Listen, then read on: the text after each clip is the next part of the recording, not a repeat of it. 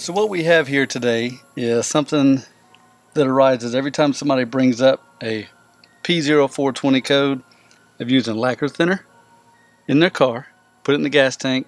Some people say you can use a little bit of lacquer thinner. I got 2 videos on that if it's a little bit clogged, a little bit dirty, that the lacquer thinner can actually clean out the catalytic converter, make your check engine light turn off by eliminating the P0420 code. And that's a whole nother issue to debate. I got 2 other videos on that. Check them out. I'll put a link in the description if you want to check those out. The main reason why I did those videos is to prove or disprove if lacquer thinner hurts your car. I ran it in 2 cars. I did a mixture that was way more than what normal people would tell you to put in the car, and didn't hurt either car. Now what I want to talk about today is do a little experiment on, some people say that it can ruin rubber seals, O-rings, things like that in your fuel system. So I want to do a little experiment to kind of see if it would actually do anything bad, harmful to your car. We're going to compare lacquer thinner to regular good old gasoline. So we've got some AC Delco fuel injector O-rings. Got some Fuel Pro fuel injector O-rings. We've got some fuel injector O-rings from Victor. I don't know who Victor is. I'm not going to look up that name, how to say it. I'm just going to prove to you. Most of the time I don't know what I'm talking about, but that's cool. Got just a regular pack of basic assorted O-rings from Amazon. Now these aren't fuel specific, so there's no telling what's going to happen with these. So what my plan is you see I have these test tubes. I have them marked. Fuel Pro, obviously for the Fuel Pro O-rings. LT for lacquer thinner. Standing for like spelling all that out. I also have a test tube for Fuel Pro gas. So what I'm going to do, pretty obvious at this point, right? I'm going to take Fuel Pro O-rings. I'm going to put one in here and one in there. I'm going to fill this one up with lacquer thinner. I'm going to fill this one up with gasoline. We're going to let them sit for a month in the garage on top of my old nasty toolbox. And we're going to see if 30 days is long enough to show any difference in gasoline and lacquer thinner with regular rubber seals that's in your car. So if you actually count these up, I've got 4 sets of each brand type. Fuel Pro, Victor, AC Delco, just to double our chances of seeing something go wrong. If you look on the other side, these are going to be all of our generic brand O-rings. I'm going to pick a couple brands or different sizes that are about the size of fuel injectors, which is about this size here. We're going to put them in there and see what happens. So I think it would be easier to use these tweezers.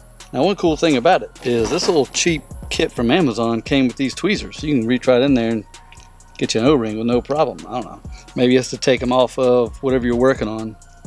I don't know, but yeah, pretty cool little tool. So what we're going to start out with is some generic O-rings.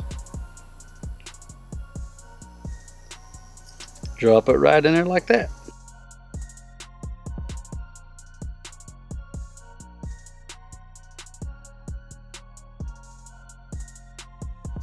And what's next? I don't know. I kind of want to do one of these really big ones. Thing barely goes in there.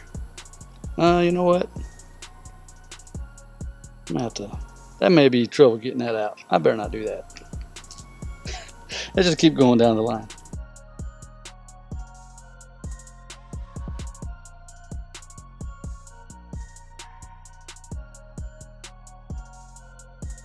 Now let's flip this thing around to the other side.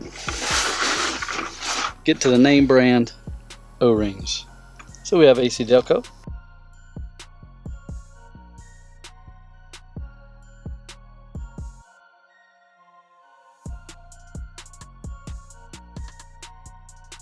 Next to be good old Victor.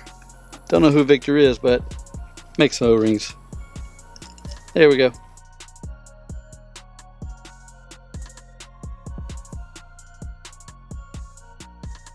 Now let's try out Fuel Pro.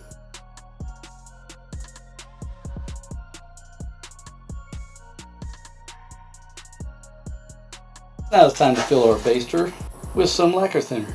Probably gonna be a lot easier said than done. I don't even know if I got any in there. Put some. Nope. Yep, I'm gonna have to cut that top off. Stand by. Pretty sure there's a lot easier way to do this. No, gosh.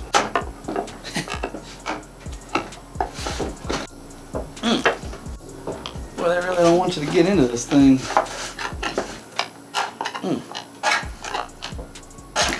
Oh.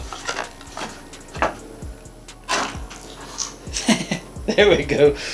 Alright, so take two. Let's put some, whoa, good grief. I said take two.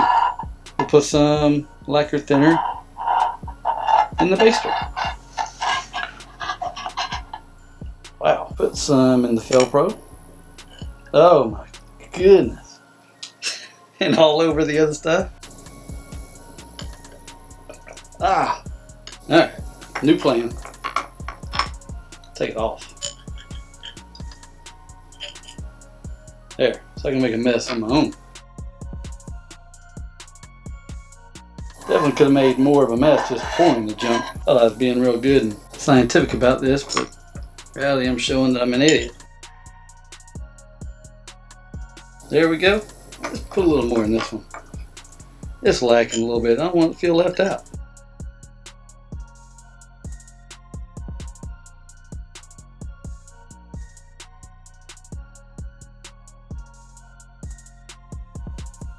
Yeah. This was a lot better in my head. This whole plan.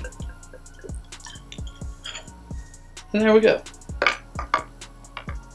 There's all of our lacquer thinner. Alright, so as you can see, I got real crazy and stupid with that. But when I did that, the good old Victor, some lacquer thinner got in there on that O-ring.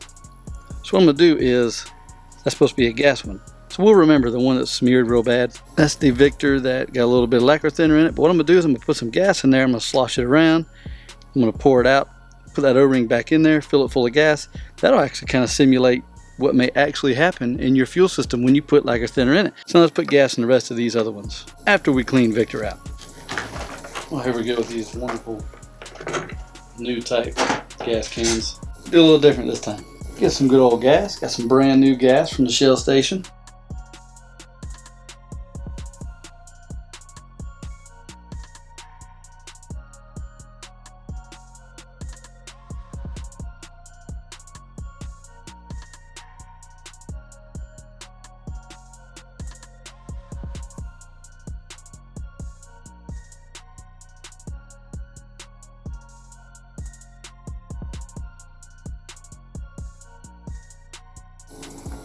You know what, I changed my mind on this Victor. I'm just going to go ahead and not clean it. Leave some of that lacquer thinner in there and see what happens when you put gas on top of it. And there you have it. All of our test tubes in place with their respectable O-rings and their fluids inside. Now what I'm going to do is take it in the garage, put it on the toolbox. We'll do a daily picture to see if anything changes. And here we have them in their final resting place. All of them sitting there nice and pretty in their liquids. What I plan on doing is taking a picture. Got all the name brands on this side. And all your generics on this side. And what I'm going to do is I'm just going to come by the garage, take one picture for each side for 30 days and kind of see how they develop all the way through and see what our findings are. This is video 1. I'll publish video 2 in a month and see what the differences are, if there's any difference. And the main reason why I'm doing this is because when I was looking at putting lacquer thinner in my car, there's all kind of arguments about what can happen, what can't happen, this and that, whatever. And a lot of people were saying that it'll degrade rubber components, it'll hurt this, hurt that, hurt all kind of different things. And I really didn't believe that because, I mean, gasoline is a solvent to begin with. And it's a very harsh chemical, so everything in your fuel system, it should be almost impervious to all kind of different chemicals, no matter what they are. I just wanted to find out. I'm sure there's some smart person out there that knows the exact chemical makeup of gasoline and lacquer thinner and these O-rings and all that. You know what? That's cool. If you know, leave a comment. Tell us all about it. But I'm about just trying it myself. Let's see. Who cares about the chemical composition? Who cares about this, cares about that? Let's just let it sit in the chemicals and see what happens. We hope you have a great day, and please tune in for video part 2, which will be in about a month.